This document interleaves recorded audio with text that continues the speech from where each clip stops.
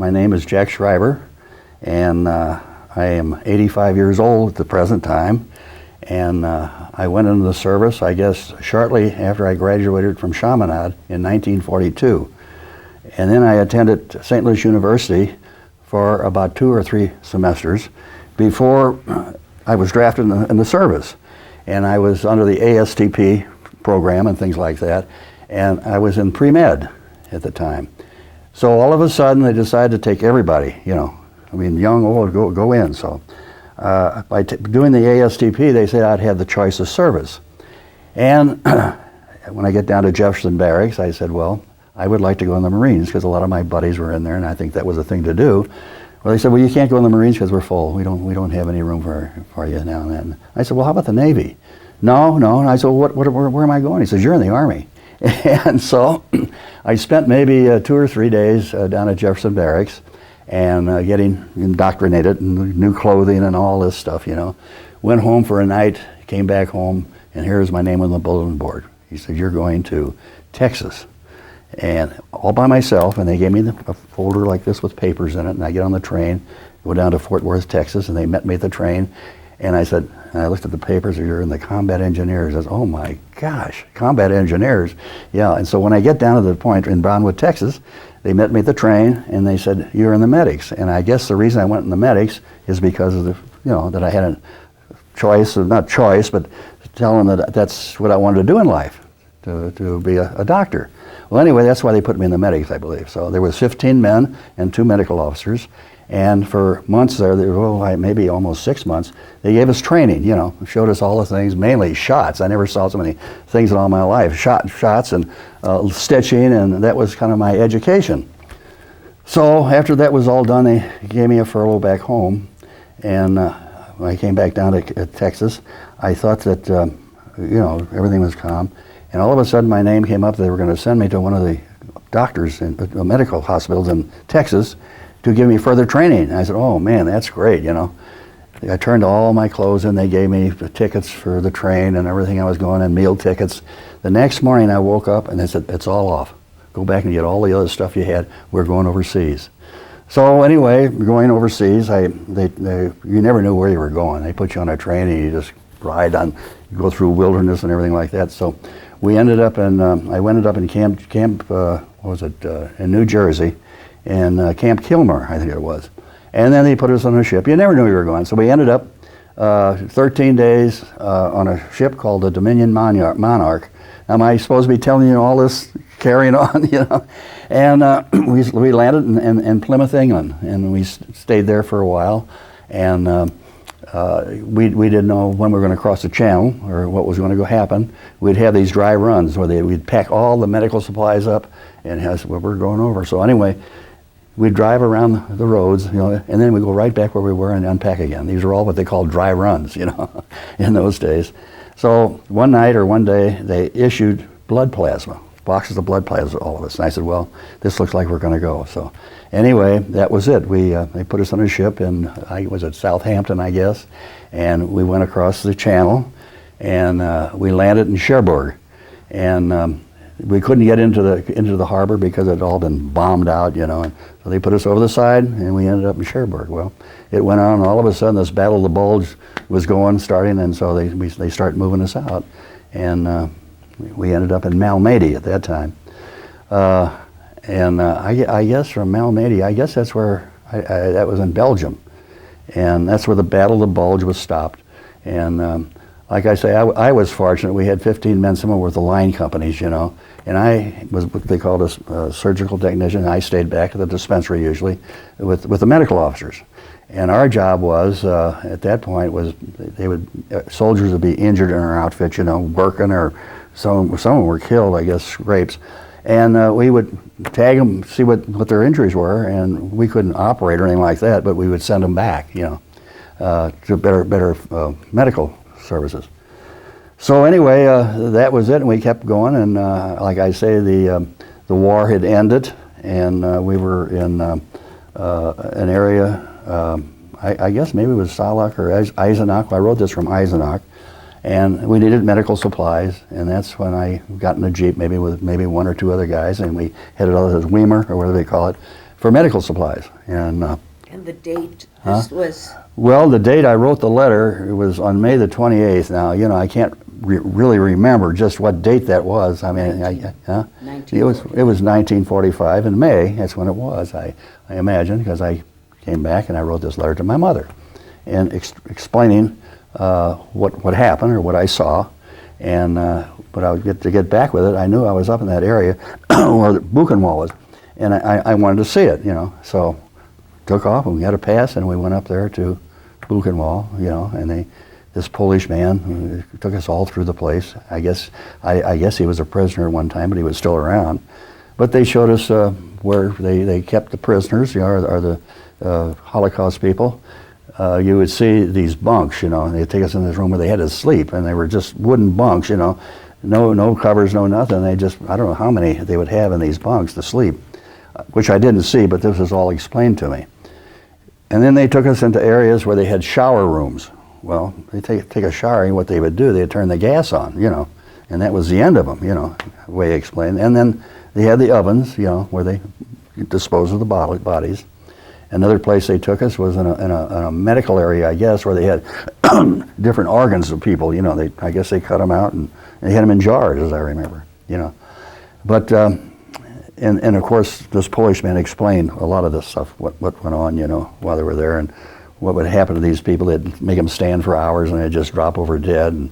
And we would see a few people around. They were just, you know, bones. I mean, I don't see how they stood up, really.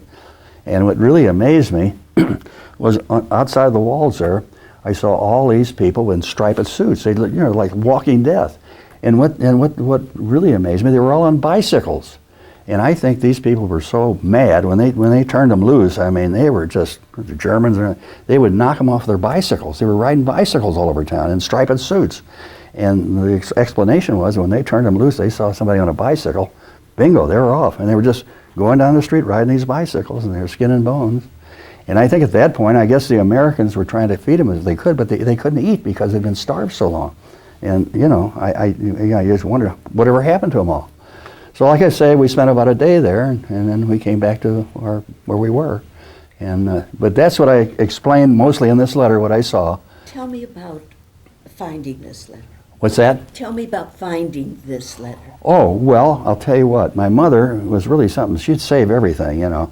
And she would save the newspapers for me, all the newspaper headlines and things like that. And when we moved several times, I'd carry this box, and we'd go out there where Jerry lives now, you know. And we lived, you know, we've been married for 60 years, so you can see we would carry this box. And so one day I said, doggone, well, what really happened, my son with Channel 9, you know, on the board there, they were looking for people to explain what happened during the war, which I said, well, I just don't want to do it. And so he got a little upset, I guess, and I said, I'll tell you what I have, Jack, his son Jack. In fact, he's president of Commerce Bank. He's done really well, and he had his days in the service too, you know. But anyway, getting back to this letter, I started going through that stuff, and I found a couple of letters in there, because before I moved to the Broadmoor, she had stuff piled like this, and I went through a lot of the stuff, and I tore them up, you know. And so I found this letter, and I started reading it, and my goodness, you know, I said, well, I'm going to save that letter. I'm going to save this. But the papers, the newspapers, you know, nobody was in it. The kids, you know, I got 5 kids. I said, now who in the world wants it? And I said, well, you can take these down to Channel 9 if you want to. Well, she didn't. So anyway, I'm very active at Chaminade. Like I say, I've had 9 grandsons go through, and I graduated from there in 42. I went out there, I talked to one of the brothers out there with the history department. And I said, would you like these? I said, I don't know what's going to happen to me. Something happens to me, you know, they're going to throw them in the garbage can, you know. But that's where I found that they wanted them, so they took them. And that's where I found this letter. And I started reading it, you know, and read it to my wife and stuff like that. And it just so happened that Jerry was around one day, and I knew what he went through, you know. And in fact, there was a big article about Jerry in one of the newspapers there. And he's talked to me about, you know, what he's done. Just now he showed me his pictures. But anyway, I started reading it to him, and he said, Doug, he says, can I have a copy? Can I have that? I said, well, sure. He said, I'll get a copy of it. You know, give me a copy. So evidently he took this and brought it out to you. And then from then on, I mean, well, that's what you've done. Will you read the letter? I will try to read the letter. Let's see now, if I can read my writing. Well, this was in Eisenach, Germany, on May the 28th, 1945, and this was a letter to my mother after I had been at Buchenwald. And I am saying here, today was a very eventful day for me. I had to go to Weimar, I guess I call it Weimar, Germany, today for medical supplies, and while there, I got a pass and went out to see the Buchenwald concentration camp. This was the most awful sight, awful underlined, I've ever seen. I never saw walking death, but the day I did, some of the people who were in the camp are still there. They are all just skin and bone. I don't see how they stand up and walk around. The way they look, they won't live long. A Polish fellow who was in the camp for 5 months, was good enough to take us through it and explain things to us. He could speak very good English. The camp was built in 1937. First, we went to the building where they burnt people alive. I didn't stay in that long because I couldn't stand the smell. Pardon me. I only stayed long enough to take time, exposure pictures of the ovens. I had Niedorf's with me. That was a fellow. He was one of the sergeants in the outfit. He probably went with me. Right outside of the building was where they hung people. The ropes were still up on the hooks. It was where the mad doctors of Germany experimented on the human body. Here they cut people up to see what made them tick. There was all sorts of organs of the body sitting around in jars. We then went over to where these people in the concentration camp slept. 2,000 persons stayed in a hut about the size of our basement. I can't tell you how the size of, my mother would understand the size of her basement. It was hard to believe, but it's true. They slept 15 to a shelf. They were like shelves, they were bunks, and they were in shelves, and that's where they slept. And there was 15 of them, it explained to me, about half the size of our sun porch. They had no place to go to the toilet. Most of them, they lived right in their own waste. They had no, I can't read my writing, no mattresses to sleep, and no blankets. They never took off their clothes. We then went to what they called a hospital. It was the same sort of a deal as the sleeping quarters. All the sick were crowded together. Out of every 1,060 persons would die a day. They had a small room off to the side of this so-called hospital where they would shoot the weak ones with poison to get rid of them. They would then throw them out the back door into another room, and the next day were hauled off to the ovens.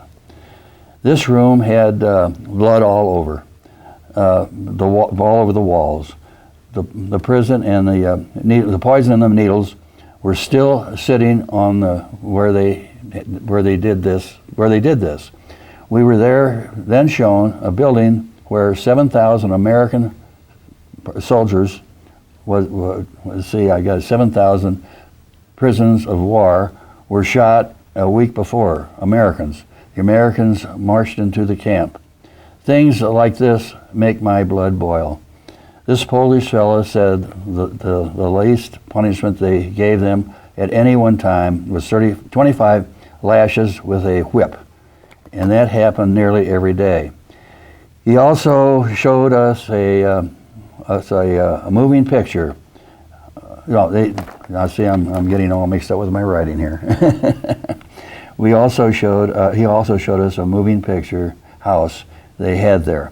He said they would take them up and for a show once a week, in other words. But they never would show a picture as they were told there was going to be, at least not in the 5 months he was there. Instead, they'd bring some fellow in and hang him on the stage, right in front. Oh, see, my glasses won't even fit me. Right on front of the stage. Let's see here. Instead, they'd bring some fellow in and hang him on the stage, right in front of their eyes. You could see the hook they hung them from up in the ceiling. Am I doing all right here? I don't know. I can't read my writing. Fine. Huh? You're doing fine. All right. We were then shown a PX they had for them every 2 weeks. Every 2 weeks they got a half glass of beer and 10 chips. I think that's what it says there. If you were a Jew, you got nothing. There was also a huge drill field where they had roll call every evening. If one person would miss roll call, the whole bunch had to stand there all night. This included the sick. This fellow said hundreds died where they had to stand there. I went away from the place with a funny feeling, just thinking how people, human beings, could do such awful things like that. There must be a much worse place for them than hell to punish them, because hell is too good for them. This camp was run and guarded by SS troops, and if I had any way, I'd round up everyone that had anything to do with it and put them in and let them die a slow death like they did. Thousands and thousands of, what does it say, people. See, I'm all messed up. I can't even read my own writing. Well, enough for that. This is the first letter I've written in 2 days. I've been plenty busy giving physicals. See, this is where, but they are all over now. Captain Mitchell gave me mine, and I'm in better health than when I came into the Army. I'm in the top physical shape from head to toe.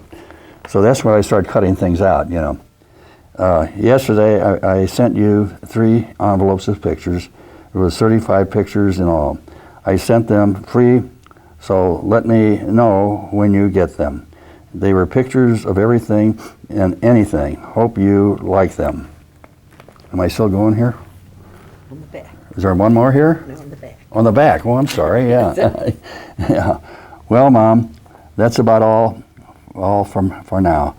We'll trying to stick my writing. I will write again tomorrow. All my love, Jackie. Called me Jackie. So I didn't do a very good job reading because I couldn't see. But ask me some questions and I'll try to help. What was your mother's response to what you wrote about Bukamo? I don't know. I couldn't tell. I like all mothers, I guess, you know, my father used to say, thank me for keeping up with my mother. Because I guess a mother in those days, when she had a son in service and didn't know what was going on half the time. But I'm sure she was, you know, like I am. What, you know, who knows what she thought. I imagine that she thought things were pretty bad, you know. I would say, you know. But see, it's been 60-something years ago, and she's been dead a long time. And but anyway, I remember my father thanking me for keeping my mother informed as much as I could. And like I say, you couldn't say anything because you couldn't give dates. You couldn't do anything because, you know, they would censor everything. And so sometimes when I was going, I mean, I didn't even write. And this letter that I had found again there, I sent it airmail. You know, usually we'd send this free, you know, wouldn't cost you anything, a soldier. But it was back in July, I guess I was still there, and I reminisced all the way back to where I was, which I couldn't do before. I guess the Army lets you do that. And I noticed on the thing it was an airmail stamp. I sent it airmail. So I guess at that time they weren't letting you send the mail free. And it was a 6-cent airmail that I mailed. Can you imagine that? Today, airmail for 6 cents.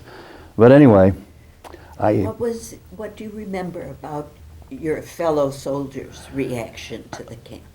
Well, there was only, like I said, there was only 1 or 2 that were with me, you know. And they didn't see what I saw. And I'm sure they were very upset, I mean, seeing some of that, because maybe some men in the line company were up in that area. They probably felt the same way I did, I would think, you know. I don't know, I can't speak for them, but I'm sure it was very disturbing, yeah. What, if anything, prepared you for what you found there? Well, I don't know. You know, when I was in the service, I guess I was accustomed to a lot of things that I saw, you know, some of our own soldiers doing what I had to do. I mean, like my ambition was to become a doctor, but it really didn't, blood and stuff like that, that didn't really bother me, you know. I mean, you had to do something, you had to do it, you know, no matter what. And maybe a guy who was injured in a minefield or something like that, you'd patch him up and give him what you could, and then would put him in an ambulance and would ship him back, you know, where they could have real medical attention. But we were just the first outfit that would see this battalion that we had. There was 15 men of us, and there was 2 men actually to each company. There was 4 companies, A, B, C, and the headquarters. And we had some of those men attached to them. And when there would be an injury there, they would bring them back and give us to where I was and the medical officers. And they would evaluate it. I mean, if they had a cut finger or something like that, I mean, wrapped it up and sent them back, you know. But if they had a leg blown or something like that, I mean, you'd stop the bleeding and stuff like that, and then get them back to where they had, you know, surgical equipment and stuff like that to take care of them. So, but as far as my reaction, I don't know. I guess I was pretty used to it, you know. I mean, that was my nature, I guess. I was upset to see all this, you know, and couldn't believe it, you know, something you'd never seen in your life. And it was amazing. I mean, what they showed us and how this all, and this wasn't the only place. I mean, this went all over. I mean, I couldn't believe, well, Jerry took me down to all these different camps. I couldn't believe that there was that many of them, you know, until Jerry just joined. And at that point, I guess I was ready to come home. Like I said, they gave me this physical in this letter, and I was signing up for hospital administration to go to officers training school, you know. And I thought maybe that would keep me out of going to the Pacific if I got assigned to that. And that was a 2-year course. So all of a sudden they were moving us down to France. I mean, you know, we had our physicals and we start taking off, and all of a sudden they dropped that bomb. And all of a sudden I said, hey, I don't want to stand here for 2 more years, you know, because if I had signed up, that would have been it. So who knows what my life would have been, you know, if I had done that, you know. So instead I waited out. We were in occupation, and I would get up in the morning. This is after the war is over. Get up in the morning and take sick call. You know, all these guys are there, and then after that they were bringing in replacements for us, and I would go out in the afternoon, maybe play some golf there in Frankfurt, Germany, and around bomb holes and stuff like that. Some of the pictures are really something. Some of the guys I play golf with, they can't believe what the greens look like, you know. But anyway, we were waiting to come home, you know, and Eisenhower, he was very loved as far as the troops. And anyway, everybody wanted to come home, you know, and so he organized this thing. You had points, you know. You were in the service so many years, you got so many points. You were in a battle, you know, or that area, you got so many points, and you just had to wait your turn. But you knew they had this thing, you know, all the way down. So we just kind of sat around and, you know, and that was it until they put us on a ship and sent us home, you know. And now, after all these years, having had those experiences, what would you like to say to young people today? Well, I hope they never see this in their lifetime. But of course, we've got people in the service now that, you know, they're doing it right over in Iraq and everything else. You see pictures and things like that, and it just I just don't know. Like I say, I think people are animals, and it's a lot of times I think nowadays people don't want to be bothered with it. Don't bother me, you know. I mean, that's over there, that's here, you know. It has nothing to do with us, and let us go on. It's a lot of materialism in this country anyway. Give me a new automobile. I don't care what those people are doing. It's not bothering me. I would say to them to take a second look at this, you know. And if things are going to be worked out, I mean, they've got to start thinking about what they can do to stop a lot of this. It just, I mean, everything is different from when I was a kid, you know. And what would you say to the victims who have survived today? the ones, well, like Jerry, you know, I think he's marvelous. I just can't think what's in his mind. Some of the stories he's told me, you know, And I just don't know. I don't know what but I guess he's thankful that he's still alive, and I know he probably reminisces, and you know, some of the things he showed me down there. I mean, I can't imagine what's in his mind, really. And the things that he's told me, I can't imagine. I know he's told me stories, you know, which is, I'm glad he did. I'm sorry that he had to go through all this, but, you know, I don't know. And to Holocaust deniers, what would you like to say? Well, I saw it. I mean, I don't see how they can deny it. Just, you know, just take a visit here and take a look what went on, you know. I don't know. Everyone should see this, you know. I would say. Then I don't think they could deny it, you know. As far as I'm concerned, I don't know. And like I said, I saw these areas and stuff, but looking through here, that's what happened, and I can't believe that, you know, they wouldn't think. But a lot of the young people, I don't think they care. You know, it's just like a lot of these papers here. I mean, like this paper here. I mean, maybe they'd have read it, and maybe they wouldn't. It'd probably be thrown away. I'm glad that you people want it, you know. That's the only thing I could say, you know. But now, I had a daughter that's a teacher in Chicago, and she took it home with her, a copy of it, just like that. And she showed it to some of her students, and they were amazed. I guess she told them what happened. But you got to have people tell people what goes on, show them. Because as far as they're concerned, the young people that are coming up today, I mean, they don't want to be bothered with that. But somebody has to show them. Or they'd never dig this out themselves, a lot of them, you know. That's what I think. So they should all see this, yeah. So, and I'll tell you, World War II was different in the wars that are fighting now. I mean, as far as the United States, you know, I mean, they just leveled everything. I mean, now, if somebody is shot over there in Iraq, they court-martial them. Well, in World War II, man, that was it. I mean, women, children, you know, they didn't care. They would just level those places. And I guess they had to. I mean, they were fighting a maniac. And Hitler caused a lot of extra death. He'd have quit, you know, and it would have saved a lot of lives. But he didn't. He went right to the last, as you know, yeah.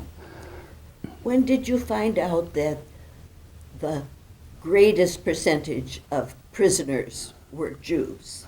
Well, we always knew that. I mean, that you know, Hitler. I mean, we were told that in the service what he was doing. They were against the Jews. They'd go in this thing. You'd hear about that. You knew it was happening, but you couldn't do anything about it. They were there. You know, you didn't want to go in there and blow up the camps. I guess. I mean, you'd have killed everybody. But we were told that. You know, we knew that what was going on. Sure, and well, I don't know. That's what was going on, and we knew it, and there's not much you could do about it, except just going through where you could open the gates, you know. Other than that, that was it. But compared to the wars we're fighting today, it was nothing like World War II. I mean, that was really something, you know. But you'd go into a town, it would just be level. I don't see how the people ever lived anywhere. Where the women and children, where they went, you know. Germans, I'm talking about too, or anybody that lived in those towns. It wasn't a brick on a brick. Fire bombs, everything, you know. This day and age, they don't fight a war like that, you know. That's kind of makes me feel, I think we could win them, but we're afraid to do it. It's like Vietnam, you know. This country had more firepower, you know. I'm not saying they kill everybody, but it seems like we diddle-daddle around, you know. Where World War II, I mean, everybody was in it. Women worked in defense plants and everything. Everybody was like this, you know, to get it done. But nowadays, I don't think so, you know. It's the way it is. So. Over the years, how much have you been able to talk about your war experiences? Well, and not much. The only thing maybe would be sitting around with the kids or something to remind me, you know, of something that went on, and I would tell a story, you know. So I don't know. I just never talked about it outside of you got me started here. So, but you know, I mean, like Jerry. I mean, he came by one day, and I knew what Jerry went through and stuff like that. And sitting around the living room there, and all of a sudden I had this letter I'd found. I said, Jerry, let me show you something here. And not thinking that he'd want it, but just to show him what I saw, you know. And of course, he knew what I was talking about. And but other than that, I don't talk much unless somebody reminds me of something or something. I might think about something, you know. So, but would you be more comfortable now sharing this with church members, with Well, if they asked me about it, I School. would. Yeah, sure. You know, like I said, those newspapers. I wanted to share, you know, what I had there, and knowing that I'm 85 years old, how many more years do I have? You know, that I'm going to have this stuff, and somebody will go through this paper and say, "What is this?" And they just throw it in a garbage can somewhere, you know. Or like those newspapers. Now that history place out in professor at Chaminade, they would like to have them. He said that we're teaching kids about the war and different things like that, and I guess they can use it in their classes. So I said, well, that's good. At least somebody will know, you know, what maybe I saw. I don't know. But the newspapers are really something. At least you had a whole stack of these things, you know. And you know, but and there was one article there I read when I was giving them away. It was about the Japanese in the Philippines, and it was just an article in the newspaper. And I started reading that. Well, anyway, there was a church or a institution there. It might have been a school, and it started saying there that when the war was ending in Japan, the Japanese soldiers came in. They were housing children and women in this institution, and they knew that the war was ending, and you know, the war was quit. They went in there and just murdered all those people in there, and the Japanese. And this was an article in the newspaper. So I kept reading there, and this was explained by a priest that was there, and he said the reason he survived, he crawled under the altar and was there maybe for a week. And to survive, he would drink the water that the flowers were in. I mean, for water. And then would eat the host, you know, for food.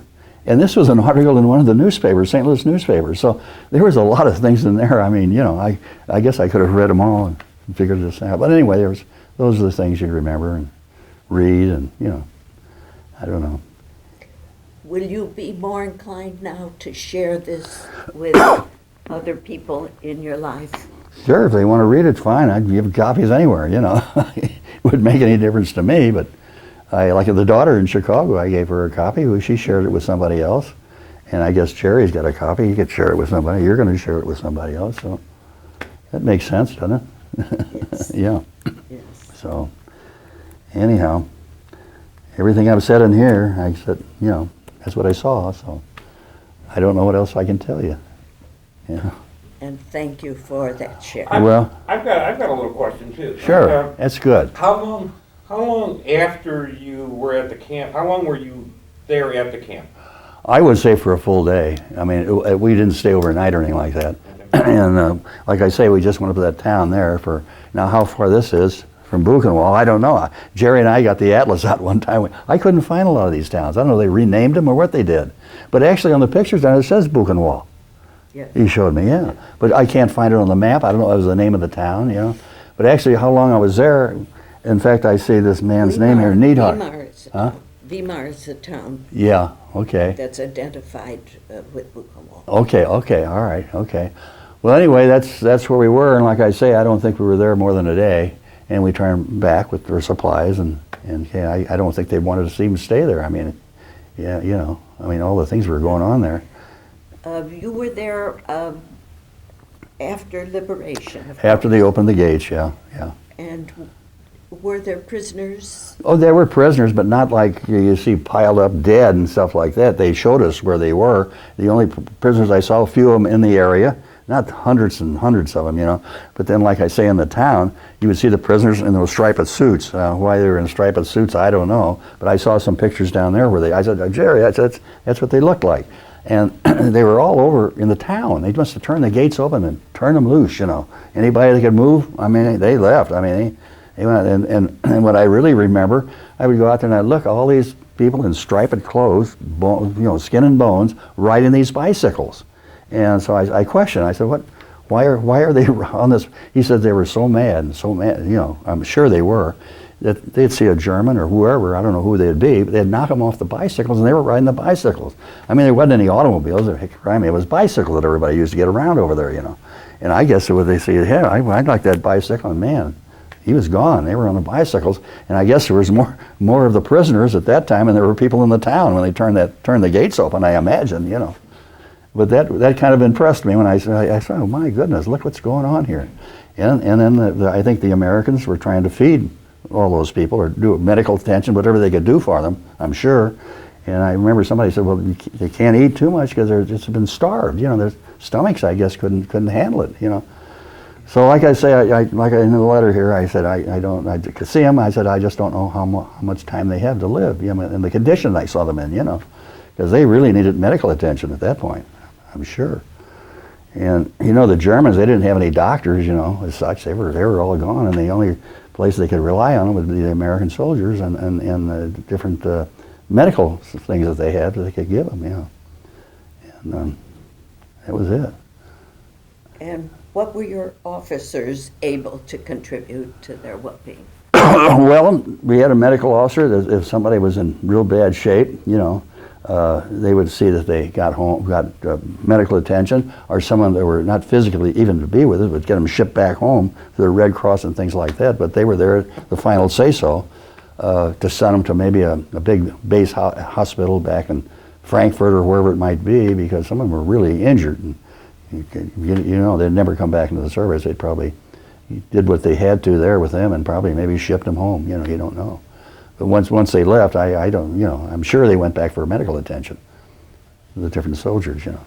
And in our area there, if there was a cut or shots, my gosh, we gave more shots. I bet you when we were going overseas and Camp Kilmer, we had to get all our shots lined up, you know. And I remember standing in line giving shots, I don't know how many, and there'd be a couple of soldiers standing there, and, you know, some of the guys, see the sight of a needle, they were gone, you know. They were caught, you put them out there. But hundreds and hundreds of shots you would give these men that had to be kept up before they went overseas. But that was kind of what my job was. Did some stitching. I don't know, but most of that would be done by the medical officers. And I remember the dental officer was one of them with us, and they had these things that, I guess you're out in the field, there's no electricity, no nothing, but they had this thing where they'd pump it, and the drill would go, you know, they had that.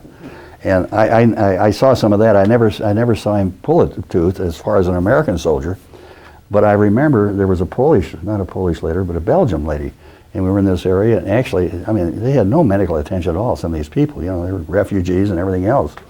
And I remember him pulling some teeth for that one old lady one time. Yeah. Okay. Yeah.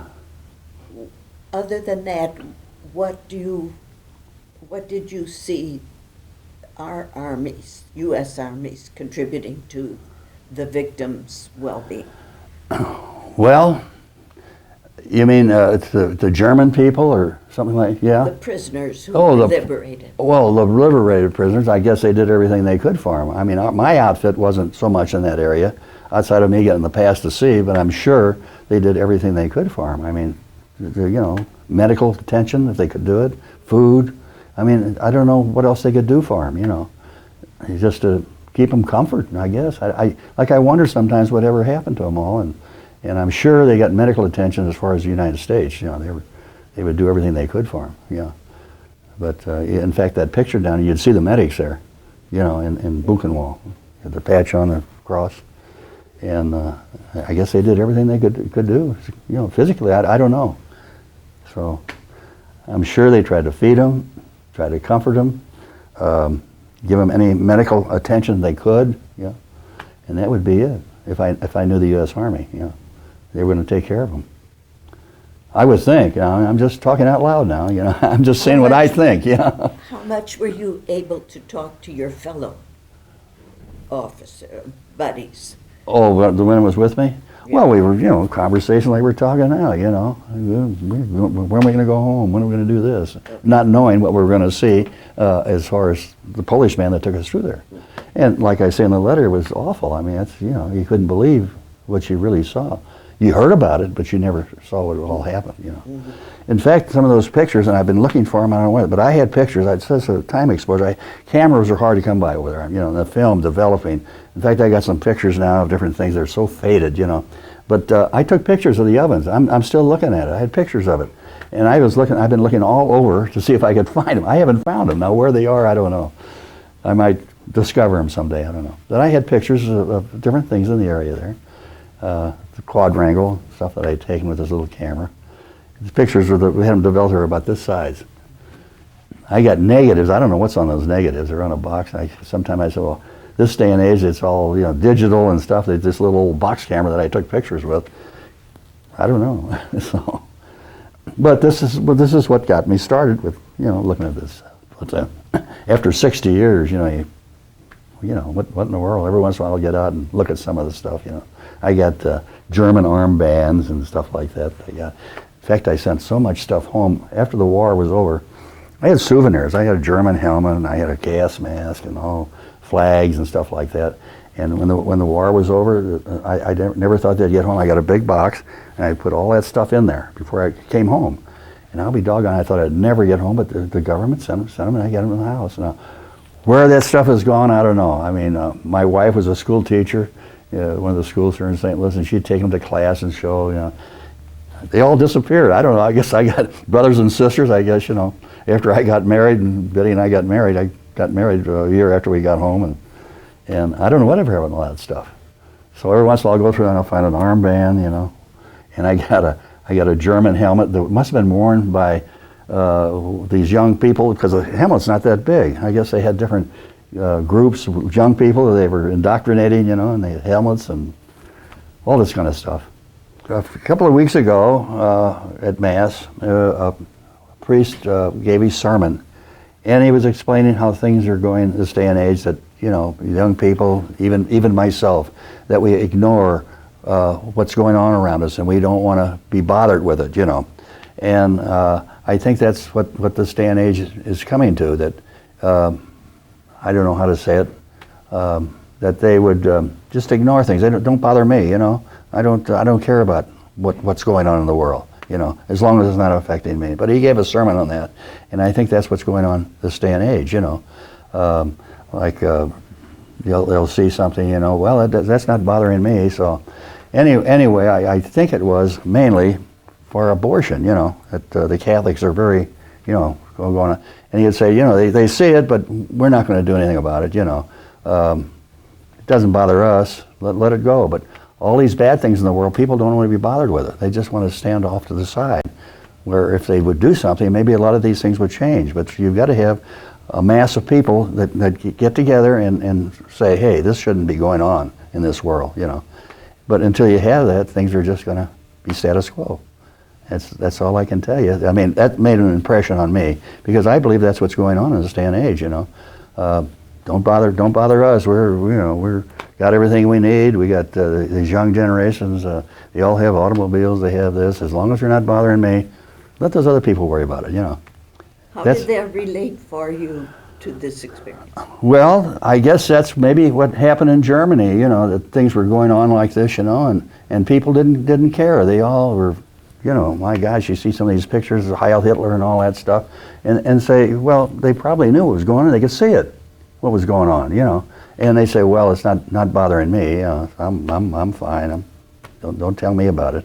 And a lot of the poor people were going to concentration camps, and nobody stood up. I guess maybe they couldn't. I mean, there was the SS troops and everything like that were so powerful, they were afraid to say anything, because they'd probably end up in a camp themselves, And I think that's what it is. But you let it go too far like that, and you can't do anything about it. That's it. People, I don't want to be bothered with it. Just leave me alone. It's somebody else. Let them worry about it. But that's what it kind of meant to me. That what he was trying to tell us. Today was a very eventful day for me. I had to go up to Weimar, Germany today for medical supplies, and while there, I got a pass and went out to see the Buchenwald concentration camp. This was the most awful sight I've ever seen. Okay. And we were shown a PX they had that's where they cut this out.